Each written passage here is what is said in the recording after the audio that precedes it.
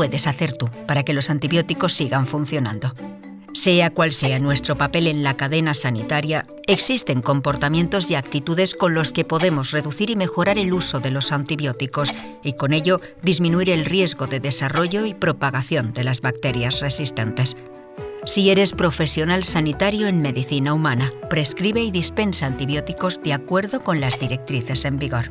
Evita las infecciones velando por la limpieza de las manos, el instrumental y el entorno, e informa a los pacientes sobre cómo se pueden prevenir las infecciones. Si eres profesional sanitario en medicina veterinaria, prescribe antibióticos de acuerdo con las directrices en vigor. Contribuye a la elaboración y puesta en marcha de un programa sanitario para cada explotación. Toma medidas para garantizar la detección temprana de infecciones.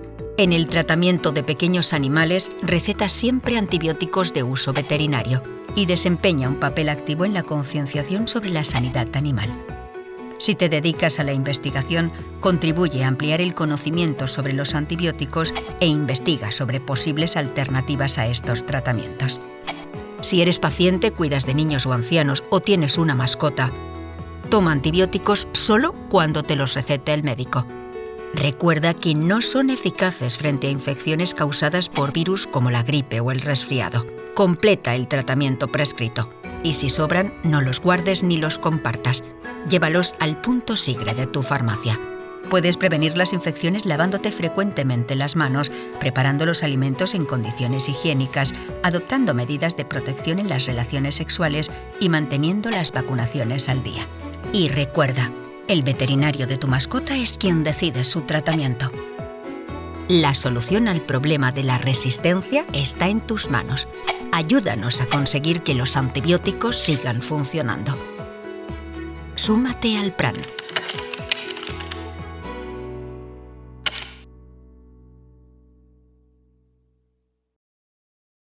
Voy a dar una primera parte que, como el curso es de optimización del tratamiento antibiótico empírico, hablar unas nociones básicas del manejo antibiótico en estas enfermedades. Luego voy a dar 4 datos clínicos fundamentales de las diferentes enfermedades. Y luego voy a terminar con un casito clínico muy concreto para afianzar conocimientos. Pasamos, evidentemente. No tengo ningún conflicto de intereses y las infecciones del sistema nervioso central, pues bueno, hay 5 grandes grupos, se pueden clasificar en 5 grandes grupos. La meningitis a la meningoencefalitis es un continuum, por así decirlo, como bien sabemos todos, y luego, de forma ya mucho menos importante, hay accesos y luego hay infecciones secundarias a cirugía y a diferentes dispositivos. Y como nos pasa en las prótesis, como ha dicho María Ángeles, todas las infecciones secundarias, las cirugías, están creciendo de forma exponencial, por 2 motivos fundamentales. El primer motivo, porque hay muchas más cirugías, y luego porque los pacientes son mucho peores. Pero como es un curso de optimización del tratamiento antibiótico, pues sí que lo primero que hay que valorar es elegir los factores fundamentales para el manejo antibiótico, y en este caso, como en casi todo,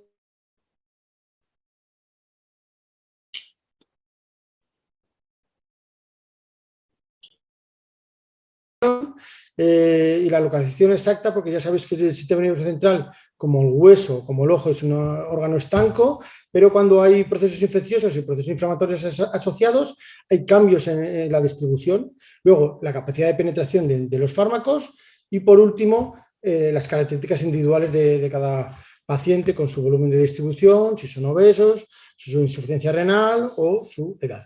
¿Pasamos?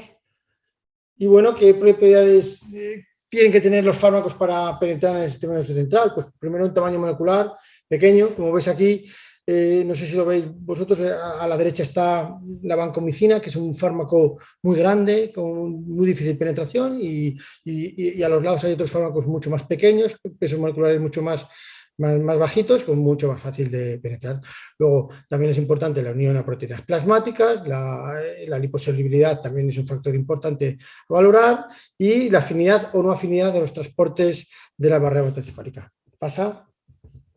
Y por eso es fundamental para el antibiótico, pues el espectro antimicrobiano y que difunda al sistema nervioso central. Porque hay que tener claro que muchos de estos fármacos, la concentración plasmática no es para nada igual a la concentración en tejido diana, que en este caso es el sistema nervioso central. Por eso tenemos que buscar unas moléculas que sean de tamaño molecular pequeño, como hemos dicho, de baja unión a proteínas plasmáticas, que sean liposolubles y que tengan muy poca baja afinidad a la bomba de expulsión de la barrera hematoencefálica. Como veis, fármacos fundamentales o con gran difusión a nivel del sistema central serían el linezolid y la fosfomicina, por ejemplo, y sin embargo otros como la daptomicina y la colistina no tienen prácticamente difusión a ese nivel. Pasamos. Y ahora vamos a hablar ya pasando la parte de farmacología, que nos gusta menos, vamos a hablar ya de cuadros clínicos, de la meningoencefalitis, es una infección muy grave, es una urgencia médica, como todos bien sabéis. La mortalidad es muy variable según las regiones y los medios disponibles, desde 6 al 54% más o menos. Una mortalidad, incluso las tratadas, en torno al 25%. Secuelas de pacientes con secuelas, pues casi 1 de cada 4 van a tener algún tipo de secuelas. De hecho, en torno al 45-50% de pacientes no van a recuperarse completamente, y lo dicen ellos. Y bueno, una mortalidad a nivel mundial de por encima de 300.000 pacientes y con unas incidencias muy variables. En los países donde tienen incidencias establecidas, como Estados Unidos, está por 3 por 100.000. Sin embargo, en el cinturón de África, en África subsahariana, la incidencia se multiplica casi por 30, con casi de 100 casos por 100.000 pacientes año, fundamentalmente debido a la meningitis A, aunque ahora ya con la vacunación se está trasladando a la meningitis C o W. ¿Y qué tipo ¿Y qué tipo de meningitis tenemos o qué clasificaciones tenemos? Pues bueno, pues está claro, hay meningitis de la comunidad o meningitis asociadas a cuidados sanitarios, es una clasificación un poco al uso, pero fundamentalmente usamos una clasificación clínica que, dependiendo de factores asociados como el tipo de líquidos o algunas características glucorales del líquido cefalorraquídeo. Pasa. ¿Qué etiología tenemos de la meningitis? Pues mira, la etiología más frecuente que tenemos en la meningitis, que tenemos todo el mundo, es la meningitis de causa desconocida. Y eso lo sabemos todos. La mayoría, hay un porcentaje importante de meningitis que no tenemos causa. Cuando ya tenemos alguna causa, generalmente las más frecuentes son ser ahora mismo las víricas. Y las series clásicas, como esta de Van de Eyck o de Tigpen, pues las primeras causas que teníamos eran las causas bacterianas, fundamentalmente 2 bacterias, el neumococo y el meningococo de forma franco. Pero uno de los factores asociados a las diferentes etiologías de la meningitis y a la gravedad de la meningitis es el lugar geográfico. Así, en África, como hemos dicho, en África subsahariana, sobre todo, el meningococo es la primera causa, fundamentalmente, aunque hay variaciones en los últimos años, y además las meningitis por neumococo son mucho más graves, pues sobre todo porque cohabitan con el VIH. Y, por ejemplo, otras meningitis no frecuentes aquí, como pueden ser el Streptococcus suis, son muy prevalentes en zonas del sudeste asiático, dado que tiene mucho contacto con los cerdos, y siendo la primera causa de meningitis, por ejemplo, en Vietnam. Pasamos. Y dentro de las causas etiológicas de las meningitis asociadas a cuidados sanitarios, pues ya sabéis que es, para empezar, el concepto es una meningitis que aparece en las primeras 48 horas sin haber ingresado por esa causa y que se desarrolla hasta una semana después del alta. Bueno, pues la etiología varía un poco respecto a negativos, los Staphylococcus aureus, los coagulas A negativos, y también depende un poco de los factores causales, como puede ser un traumatismo o una afectación ORL.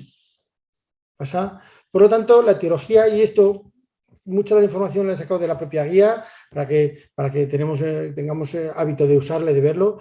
Las causas etiológicas de la meningitis van a depender de 3 factores fundamentales. El primero es la edad del paciente, ¿de acuerdo? El segundo, la inmunodepresión que puede tener, o los factores de inmunodepresión que pueden tener el paciente, eso va a orientar a una serie de etiologías. Y por último, mecanismos causales de la infección o de la meningitis, como pueden ser la neurocirugía, realización de técnicas de derivación de líquido cefalorraquídeo o clínica ORL, básicamente.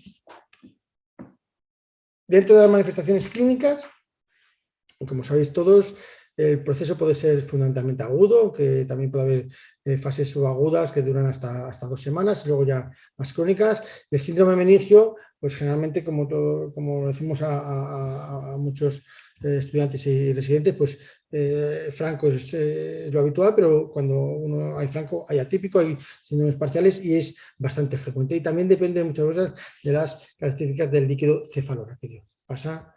La tríada clásica, como sabéis todos, fiebre, cefalea, rigidez de nuca, no aparece siempre las tres, sí aparece siempre o casi siempre una de las tres, es decir, el 90% de los pacientes van a tener uno de los tres datos. La tríada completa no es tan frecuente y también está asociado también a alteraciones del nivel de conciencia o de convulsiones en torno al 20-40% de basales, es un líquido en agua de la barroca, con parcélulas, con una glucosa por encima del 50% de la sérica, con proteínas bajitas, en torno a 40 miligramos de cilitro, y ojo, un láctico normal. Siendo el ácido láctico seguramente el marcador pronóstico, el biomarcador más sensible para las infecciones bacterianas, una sensibilidad en torno al 90, por encima del 90-93%, en algunos estudios. Como veis aquí en la tabla, pues la tabla abajo. Para la tabla, como es aquí, depende de las células que tengamos, depende del tipo de células que nos va a orientar o la gran cantidad de proteínas o la glucosa va a ser muy orientativa del tipo de germen que nos va a orientar más hacia una meningitis tuberculosa, una meningitis bacteriana, etcétera, porque son factores fundamentales. Y ahí sí que tenemos que apoyarnos al diagnóstico microbiológico. Sabéis que el diagnóstico microbiológico es fundamental esta enfermedad, ¿no? Inicialmente, clásicamente se ha usado técnicas de Gram con una sensibilidad pues, en torno al 60-90%, secundariamente luego técnicas de cultivo y en los últimos años pues, técnicas de antígenos, de monoglobulinas, dependiendo de algunas meningitis vírica de apoyo y ya más recientemente han aparecido técnicas de diagnóstico de PCR múltiples o una marca comercial como puede ser FILARRAIS que nos van a ayudar y van a apoyar no solo a un diagnóstico más precoz, más rápido, sino también para mejorar cuestiones de la utilización antihipertensiva. Por lo tanto, el futuro de los manejos o de las infecciones neuroquirúrgicas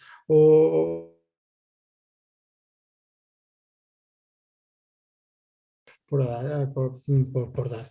Actualmente, el sistema que disponemos generalmente de estos sistemas de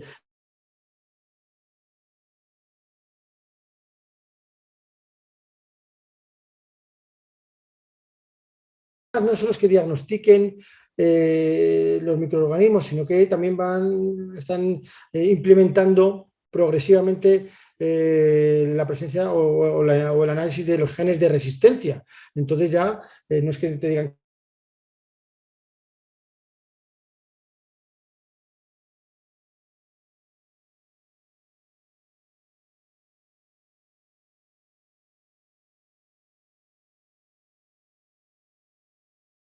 muy rápidas que en torno a 1 hora aproximadamente tenemos los resultados.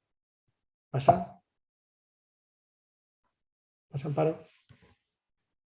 ¿Pasa?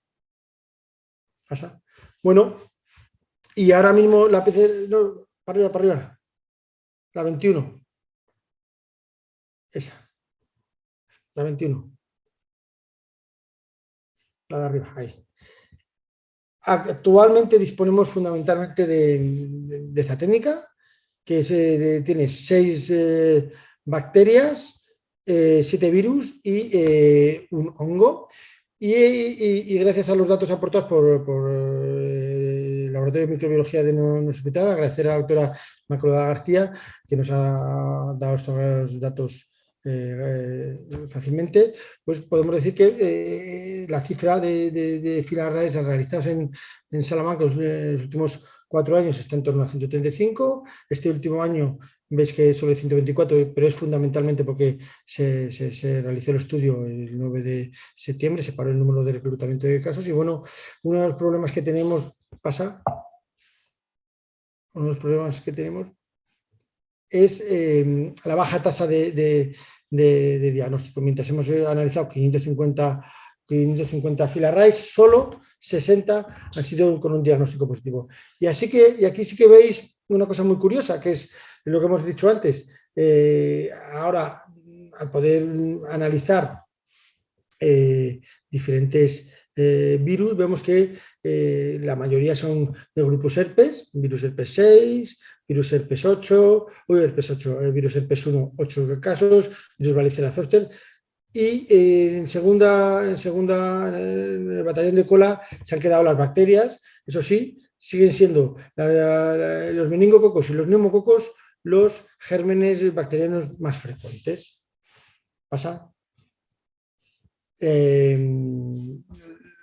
Los servicios que más lo piden suelen ser pediatría, neurología, urgencias interna. ¿Pasa? Y lo que sí es verdad es que la rentabilidad, como veis, en todos los servicios es bajita, salvo el detalle de que en psiquiatría el 50% de los casos fueron diagnósticos y bueno, pero ya sabéis que la N es muy pequeña y eso no tiene mayor potencial. Pero sí que quería comentaros la siguiente diapositiva, que yo creo que es una de las más importantes de la charla, que es lo que está suponiendo técnicas como el FIL-Array para el diagnóstico microbiológico. Mirad, nosotros revisamos un poco qué pasó una vez que se realizó el FIL-Array o el FIL-Array positivo. Pues mira, en el 3,3% no consta que sucedió, pero mirad, no se modificó tratamientos en un 18%, pero se modificaron tratamientos en un 41%.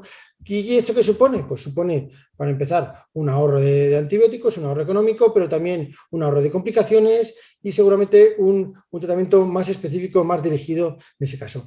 Y ojo, una cosa que a plantearse es que hasta un 36% de los tratamientos fueron tratamientos dirigidos. Eso en parte es para discutirlo. Sabéis que las meningitis son cuadros muy urgentes, que no hay que retrasar el tratamiento por un diagnóstico correcto. En este caso seguramente eran casos que estaban estables y esperaron hasta tener el FIL-Array para iniciar el tratamiento. ¿Pasa? Por lo tanto, todo lo que vamos a hablar o que vamos a manejar de este caso es de la guía de tratamiento antibiótico empírica del SACIR, que aquí tenéis el código QR, si no lo tenéis todavía, que supongo yo que lo tendréis para valorarlo. Y bueno, ¿qué tratamiento vamos a aplicar? Generalmente, pues fundamental, por los factores de riesgo, ¿no? La edad, la situación inmune y el mecanismo causal. Eso nos va a orientar a una serie de etiologías y de eso vamos a valorar un serie de tratamientos. ¿Sigue? Y además, si hacemos una punción lumbar, dependiendo de los resultados que podamos hallar en la punción lumbar, si de la detección de Gram, pues podemos orientar o hacernos sospechar de una serie de gérmenes u otros. ¿Pasa? Por lo tanto, fundamentalmente en la meningitis vamos a usar 4 fármacos inicialmente, en principio, en casi la mayoría, que son ceftriaxona altas dosis, vancomicina y ampicilina en situaciones de inmunodepresión o meropene. Y si tenemos sospecha de origen vírico, aciclovir. Es muy importante las otras medidas, que son medidas de soporte, de oxigenación, hidratación, de tratamiento del edema cerebral o de la hipertensión intracraneal, el manejo de las convulsiones y, en caso que sea una meningitis por meningococo, valorar la quimioprofilaxis, como vamos a ver adelante. Y una vez que tengamos el tratamiento dirigido, pues evidentemente hay que tratarle, dependiendo un poco la etiología, pues las dosis y una duración, según pone aquí, que son estos datos que aparecen en la guía, ¿vale? Y ahora vamos a hablar de los casos que pues, vamos a presentar a Saray, que es una chica de 16 años, sin antecedentes de interés de ningún tipo, y comienza con una fiebre y una cefalea 24 horas de evolución, y se acompaña con numerosos vómitos. La exploración presentaba un regular estado general, la paciente estaba febril y sí que tenía signos clásicos de Kernin y Brzezinski, signos meningios positivos. y donde tenía lesiones petequiales a nivel de las manos, como ves aquí. Esas lesiones fueron progresando hasta lesiones en los pies, como ves aquí, alrededor de todo el cuerpo, y bueno, pues se le realizó unos análisis donde se vio una PCR elevada fundamentalmente con neutrofilia, claramente, un poco de coagulopatía, el sedimento de orina era normal, la placa no era nada llamativa y el escáner tampoco. Ante la sospecha de infección del sistema nervioso central por la cefalea, los vómitos, se hizo una punción lumbar donde se constata pues, una glucosa bajita de 36, menos del 50%, gran cantidad de proteínas y un láctico elevado. Pues bajamos, se inició el tratamiento empírico, era una chica de menos de 50 años, sin factores de riesgo, pues empezamos con una ceftriaxona vancomicina inicialmente, pues a lo largo de las siguientes horas. La primera hora ya salió la PCR multi, fue positiva con meningitis, y a lo largo del primer día se positivizaron los hemocultivos, por lo tanto se le desescaló, se le retiró la vancomicina y se dejó con penicilina G sódica durante 7-10 días. Bueno, la chica fue bien y no hubo ningún problema. Y bueno, este es el diagnóstico final que obtuvimos, y una cuestión para llevarnos a casa es recordaros que dentro del PROADE para el estudio de los contactos, hay que, en caso de meningitis, hay que hacer tratamiento de los preventivo con rifampicina a los contactos estrechos. Y eso no significa a un compañero que estaba 3 plantas más arriba, porque es muy frecuente que cuando hay un caso de meningitis en urgencias nos tratemos todos como si hubiéramos estado cerquita, ¿vale? Seguimos dentro de las infecciones, hablamos de las infecciones ya mucho más concretamente de las infecciones de accesos y colecciones. Son también mortales, en el 50% no están tratadas, incluso tratadas tienen una mortalidad elevada y sobre todo tienen gran cantidad de secuelas. Y sí que ha habido una evolución en los últimos años de pasar de una infección secundaria a patología URL. Ahora mismo, seguramente la primera causa de infecciones de accesos cerebrales es secundaria a neurocirugía. Más o menos la incidencia, según en algunas series americanas y europeas, está en 1 por 100.000, y en España todavía es desconocida, no hay un estudio de incidencia importante.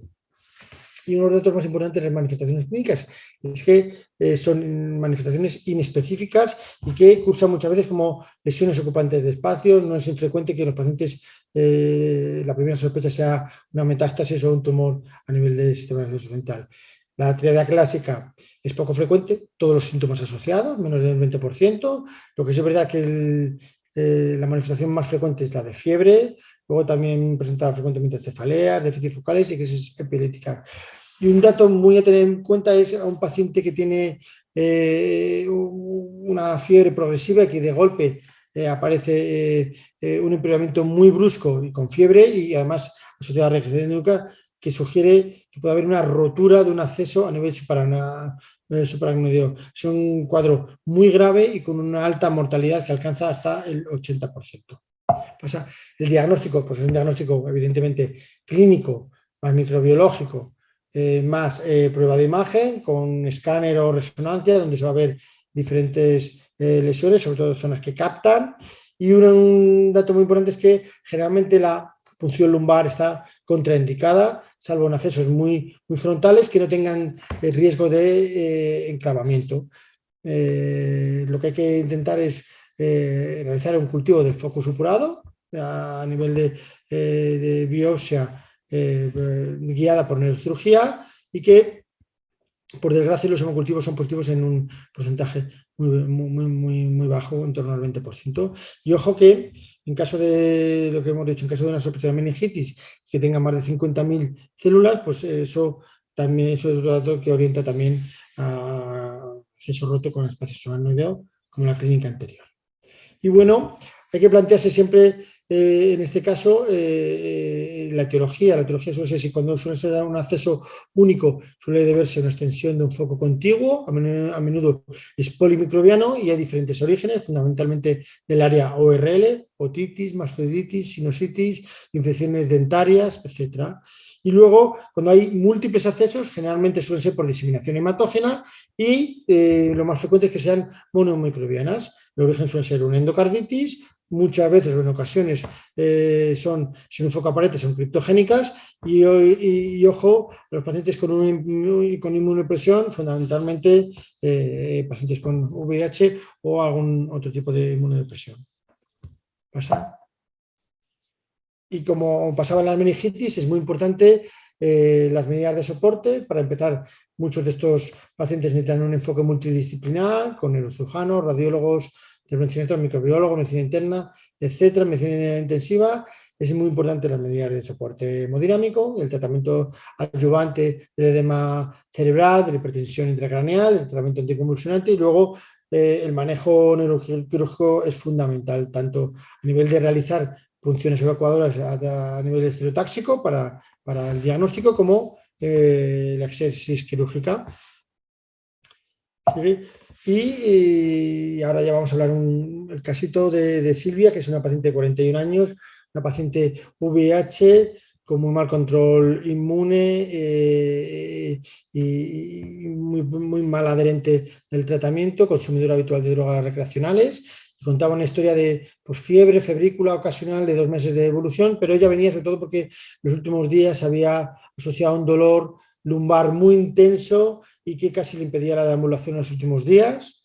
¿De acuerdo? Cuando la valoramos, la paciente estaba en un estado regular, estado general, tenía fiebre, como hemos dicho, y sobre todo destacaba el dolor, la movilización de ambas extremidades. La operación además destacaba la lesión de celulitis en zonas de venopunción de las extremidades, de diferentes extremidades, como esta la extremidad inferior, tenía varias lesiones de ese tipo, y bueno, se realizó una analítica donde destacaba una PCR elevado, ¿de acuerdo? La procalcitonía era normal y una leucocitosis con una neutrofilia del 80%. El escáner inicial valorando a ver si había alguna lesión en esa zona, fue normal, aunque veis aquí, y en ese momento ya pita una orometría insensible y ante la sospecha de endocarditis pues se empieza el tratamiento con cloxacilina y vemos la evolución. Durante los días que estuvo ingresada, la paciente estaba cada vez con más dolor, tuvimos imposibilidad de la deambulación, pidiendo una resonancia donde se observa, no sé si lo veis bien, porque en el PDF es verdad que ha perdido algo de nitidez, que se ve lesiones de un acceso epidural, ¿de acuerdo? Que multitabicado, no, más bajo, para más bajo que aquí, este acceso epidural, aquí, y bueno, pues hablamos con los compañeros de neurocirugía para que intervinieran y la limpiaran. Y en el acceso epidural pasa, en el acceso a nivel del acceso epidural, pues la abrieron y se confirmó también que estaba ocupado por Staphylococcus aureus, ¿vale? Se le realizó el ecocardio, donde se veía que estaba todo limpio, no había ningún problema. Y bueno, la paciente se quedó en tratamiento con cloxacilina durante 14 días de intravenoso y luego una pauta vía oral con el diagnóstico de una bacteriemia, un acceso epidural secundario, además de usuario de drogas vía parenteral, y intentamos que volviera a retomar o a tomar el tratamiento antirretroviral. ¿Pasa? Y ojo, que siempre digo lo mismo, que es muy importante a los pacientes que la clínica impera sobre las pruebas complementarias. Esta paciente refería sobre todo que tenía mucho dolor de las extremidades y a pesar del escáner que era normal, ya hubo que hacer una resonancia para valorarlo y confirmar que tuviera un acceso a dicho nivel. Seguimos y pasamos ya de forma mucho más concreta a las infecciones por secundarias a cirugía, que es un cuadro que cada vez, como hemos dicho, como vamos a ver, en los próximos años van a crecer mucho. Es un cuadro porque se opera cada vez más, se opera cada vez a pacientes más complejos y bueno, presenta una clínica mucho más silente, muchas veces sin meningismo, más frecuente, los datos que más presentan son ser fiebre y a veces deterioro del sensorio y aquí sí que el abanico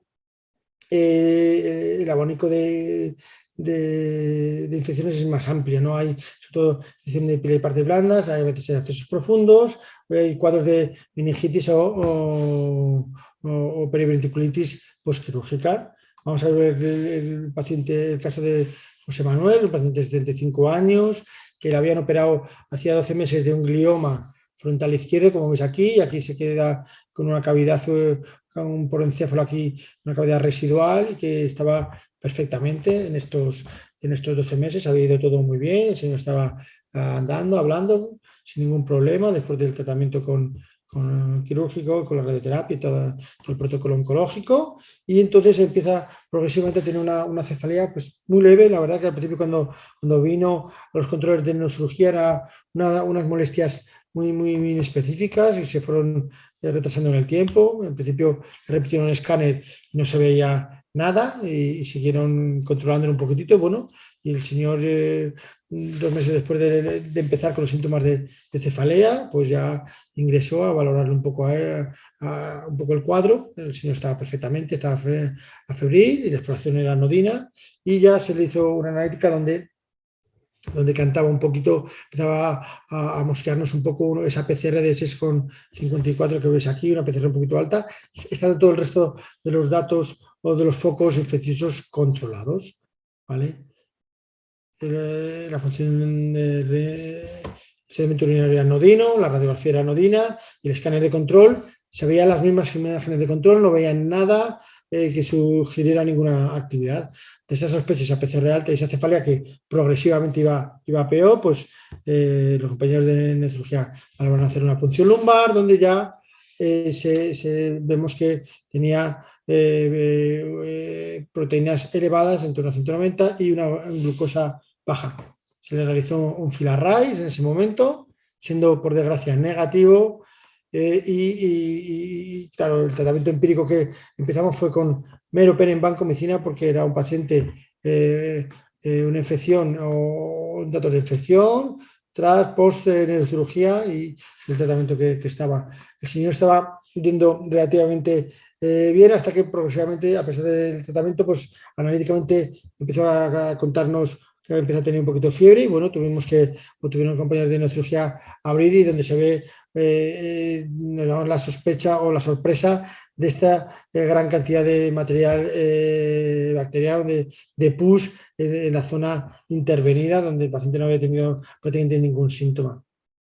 A pesar de múltiples cultivos de la zona, fueron todos negativos y el paciente se quedó con una en primera postcirugía, con cultivos negativos y con muy buena respuesta al tratamiento con meropenem banco y con desescalado a Septrin, que en esos casos es un problema, porque claro, al final no saben muy bien qué tratamiento para desescalar, al fin y al cabo estás tirando un tiro a ciegas. Y por último, para ir terminando, vamos a hablar de las infecciones secundarias a dispositivos. Son cuadros cada vez más frecuentes. Hay derivaciones internas, derivaciones externas, tienen una alta morbimortalidad, una incidencia que está en torno al 8% y que la clínica es muy inespecífica. Generalmente son cuadros obstructivos, no suelen presentar ni meningismos ni fiebres. Las derivaciones internas, ¿sabes? son permanentes, sin embargo las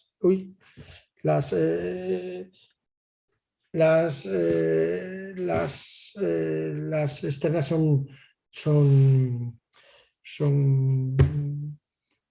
durante un tiempo limitado, ¿vale? De los factores de riesgo relacionados con las derivaciones, fundamentalmente las derivaciones internas se relacionan con el individuo, fundamentalmente las edades extremas de la vida y relacionadas con la cirugía, fundamentalmente por la técnica quirúrgica o cómo se coloca el son. Sin embargo, las derivaciones ventriculares externas pues son fundamentalmente relacionadas con el individuo.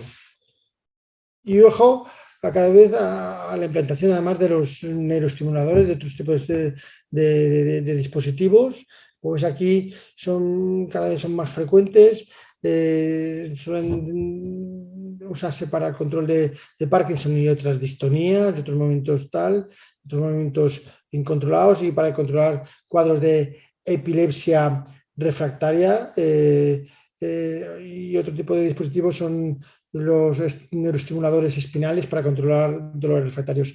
Estos dispositivos son, por desgracia, son muy caros. Esos son los problemas que tienen más importantes cuando se plantea una infección de uno de estos dispositivos para la retirada. Y luego, además, la calidad o el empeoramiento de la calidad de vida de estos pacientes, que una vez que se les retira el dispositivo, es mucho peor. Es decir, estos pacientes, cuando se controla el Parkinson o cuando se controla la epilepsia, está fenomenal, y si por desgracia tienen un problema infeccioso, tienen que retirárselo, vuelven a la situación basal, y la situación es muy mala porque además muchas veces hacen zonas de fibrosis que hacen difícil la retirada. Y una cosa muy importante es que los gérmenes asociados a este tipo de infecciones se basan fundamentalmente en dos: en unas en infecciones de rastre cutáneo, y luego infecciones de UCI, de estancia en UCI, y ojo que muchas de estas infecciones son enterobacterias, BLE, por ejemplo, con difícil manejo. Vamos a presentar a Francisca. Francisca es una paciente de 82 años, tiene un antecedente de neurocirugía, de una cirugía de un quiste aracnoide hacia más de 10 años, con una derivación ventrículo-peritoneal, que no había dado ninguna guerra. Pasa. Y que la paciente viene realmente ingresa en cirugía general por un cuadro de dolor abdominal y fiebre, y con una mínima cefalea. A los análisis, porque se ve la zona donde estaba la derivación un poco aumentada, con una zona de empastamiento. La exploración neurológica era en ese momento normal, ¿de acuerdo? Se le hace una analítica donde se veía simplemente una PCR elevada, en torno a 14, con 14.000 leucocitos, y se le realiza una radiografía de abdomen, ¿de acuerdo? Y una ecografía de la zona final donde estaba la derivación, y se ve un acceso pues, de 7 por 5 centímetros, y se sospecha que es un acceso en la zona justo donde desemboca el catéter a nivel peritoneal. ¿De acuerdo? Se le realiza una punción lumbar, un TAC, donde no se observa nada, pero ante la sospecha de infección y para descartar afectación a nivel del sistema nervioso central, se realiza una punción lumbar, donde se constata pues, datos de infección. Pues, ante la sospecha de infección de la derivación, se empieza el tratamiento con meropenem vancomicina, se le retira, se le abre el acceso y se le retira, y para nuestra sorpresa, un dato importante, es que se le realiza un cultivo del acceso abdominal, donde se ve un Cutibacterium acnes, pero también que estaba presente a nivel del líquido cefalorraquídeo. El tratamiento fue bien, tras cirugía y retirada del drenaje, y bueno, fue un acceso intraabdominal secundario a una infección de dispositivo por Cutibacterium acnes. Ya con esto, deciros pues, dos cosas a raíz del caso. Una cosa para llevar a caso, que es frecuente las manifestaciones específicas, y ojo con la flora de arrastre habitual, que a veces son gérmenes infrecuentes, pero que a veces aparecen. Y por último, deciros que hay que usar, esta es la conclusión de la sesión, hay que homogeneizar lo máximo posible los tratamientos, y para eso no hay nada mejor que la guía de tratamiento antibiótico empírico que ha hecho Amparo, y que es fantástica, y que tenemos que seguir insistiendo en mejorarla y en implementarla. Y con eso ya está. Bueno, muchas gracias, Montse. A ver, la guía no la he hecho yo, la ha hecho todo el mundo. O sea, quiero decir que la coordinación es importante, pero lo importante es que es una guía hecha por todos los profesionales de Castilla y León que están metidos dentro de los grupos PROA. Y bueno, para muestra un botón que nos acabas de enviar tu parte, y la hemos colgado ya, o sea que ya la tenéis disponible en la guía. Nos preguntan que qué serotipo era y que si estaba vacunada. Probablemente sea en el momento del meningococo, ¿no? O sea, creo que no sé si... Estaba vacunada la paciente. Uf. Sí. te digo la verdad, creo que... Pues que no lo sabemos, no me probablemente. acuerdo, no me acuerdo, no me Bueno, acuerdo, no me acuerdo, yo creo que no, pero no te lo puedo decir seguro. mira, nos dice María Domínguez que sí estaba vacunada, que sí era la paciente del meningococo, vamos, a la que hacía referencia. Y yo no sé si Inmaculada está por ahí, se acuerda del serotipo, pero en principio no lo recuerdo, vamos, yo tampoco sé. No, es que además esta chica no era española, te quiero decir, Sara era, porque es que si te digo una nacionalidad, hierro, pero creo que era paraguaya, creo, y que había venido hace muy poco tiempo, entonces por eso digo que no sé, por los calendarios vacunales, no lo sé si Paraguay vacunan o no, entonces creo que sí, creyendo que sea paraguaya, pero no era española, quiero decir que había venido hacía 2 o 3 años a España y bueno, pues estaba viendo con su madre, su familia. Aquí. Sí, nos dice María que es que ya casi no vemos meningitis.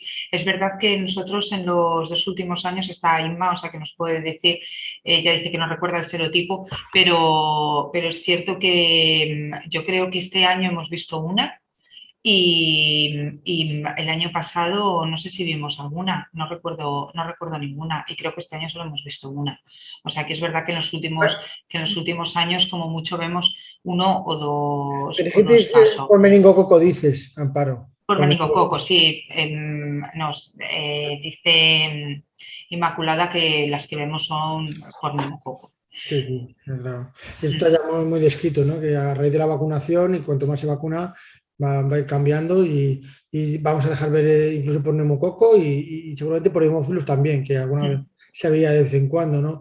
Lo que está claro que una cosa que siempre, yo se lo digo a Inmaculada, que es nuestra microbióloga, que lo que hay que intentar es mejorar un poco muchas cosas, evidentemente, pero una de las cosas importantes es mejorar, por ejemplo, las técnicas de diagnóstico molecular sindrómicos, que, por ejemplo, los filarrays ahora, hoy por hoy, no han hecho caso a todas las infecciones neuroquirúrgicas. Entonces, todos los estafilococos y los epidérmiles, los aureos no están dentro de la PCR y eso es una pena. O incluso, por ejemplo, la tuberculosis que no está incluida también dentro del filarray, que a mí es una cosa que es una cosa que a mí me gustaría, ¿no? Dentro de las cosas para mejorar el diagnóstico. Y el virus del Nilo dentro de nada. ¿Qué? Que digo que tendremos que para también estos síndromes el virus del Nilo, ¿no? Para las No, encefalitis. claro, no, está claro que el virus del Nilo ya sabéis que ya hay casos por aquí, y ya los hay en humanos por aquí, los que están asintomáticos, sí, pues sí. Que me llama la atención la poca modificación bueno, hay modificación, pero no del todo, del tratamiento después del filarray, del resultado. ¿No suspendemos el tratamiento antibiótico si nos sale negativo? Que si no suspendemos y nos sale negativo. Claro, si nos sale negativo y no hemos encontrado, ¿suspendemos el tratamiento antibiótico o No, no? no, evidentemente no hay que continuarlo. O sea, el Filarray tiene hoy por hoy una utilidad fundamentalmente cuando sale positivo. Vale. Sí. Y los modificamos en un 30 y pico % cuando son positivos solo. Hombre, muchas veces se modifican respecto al tratamiento inicial, que no se sabe, no hemos hecho un análisis fino de qué tratamiento inicial era, seguramente sería correcto. Quiere decir, que si se modifican en un 30 y tantos por ciento, 40%, es una barbaridad. Quiere decir que uno cada dos estás cambiando el tratamiento. Quiere decir que al fin y al cabo la cetiazona va a ser útil para casi todos y tal. Yo creo que es interesante sobre todo la retirada, ¿no? de fármacos, el ahorro de efectos secundarios, el ahorro de resistencias en un futuro y además afianzar el diagnóstico y el tratamiento de forma mucho más rápida. Lo que a mí me sorprendió cuando lo hicimos este análisis así a bola pluma y corriendo es que casi un porcentaje elevado de pacientes de casos, el médico esperaba un poco el resultado por la rapidez de esta prueba. Yo creo que eso es una decisión que hay que tener un poco cuidado, porque a veces sale negativo y no hay que esperar ningún tiempo y hay que tener un poco de precaución. Mejor una dosis de aciclovir de más que esperar a tener el resultado, ¿no? Pero bueno, eso es para discutirlo. Muy bien. Bueno, pues muchas gracias, Moncep.